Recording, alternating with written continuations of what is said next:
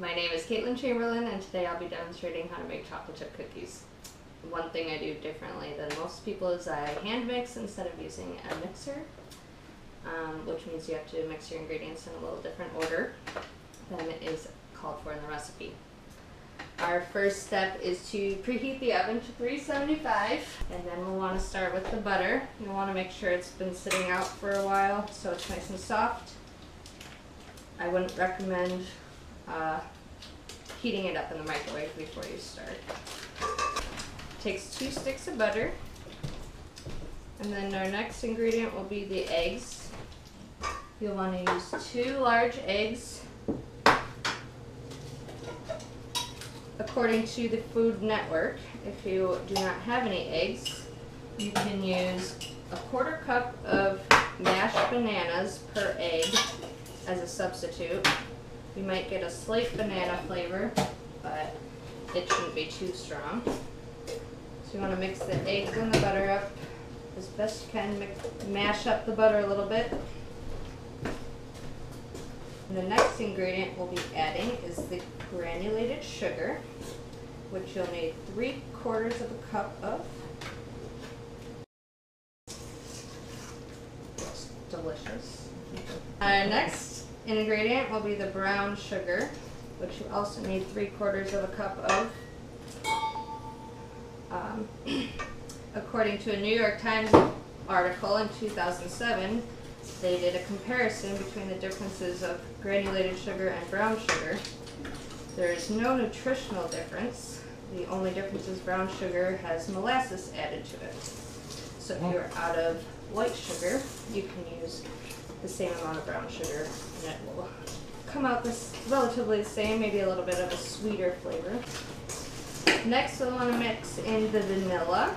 Use pure vanilla extract, and you'll just need 1 teaspoon of that. So you want to mix that up really good. Try and get the butter down to just little chunks. Of course, you're not going to get it smooth like you would with a mixer, but that's all right.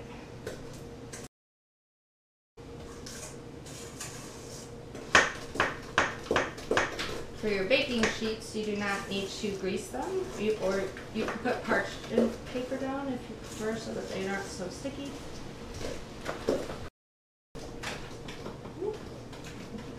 That's why you wear an apron, so you don't get flour all over your clothes. This is what happens if you add too much flour at once. It's very difficult to mix.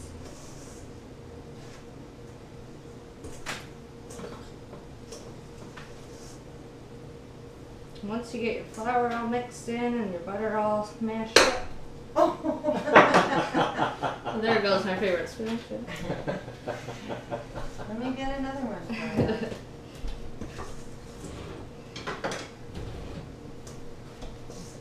Hey, wait, that's my favorite spoon.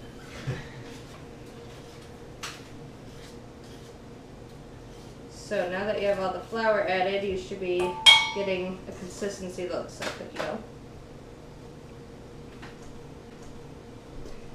Make sure it's all mixed in really good, and then you can add your chocolate chips. You'll use a whole bag of chocolate chips, and you'll also want to mix these in slowly like you did with the flour.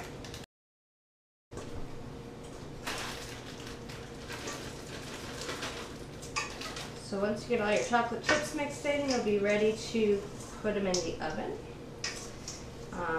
You can use a spoon to get a nice shape, or if you have an ice cream scooper, that gives you a nice even size. You know, all the cookies will be the same size.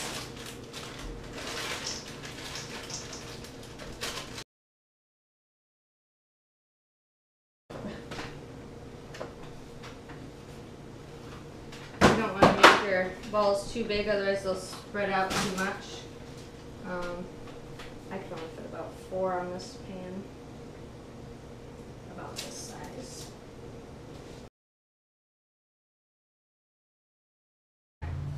So now that the oven's preheated, we can put them in for about 9 to 11 minutes.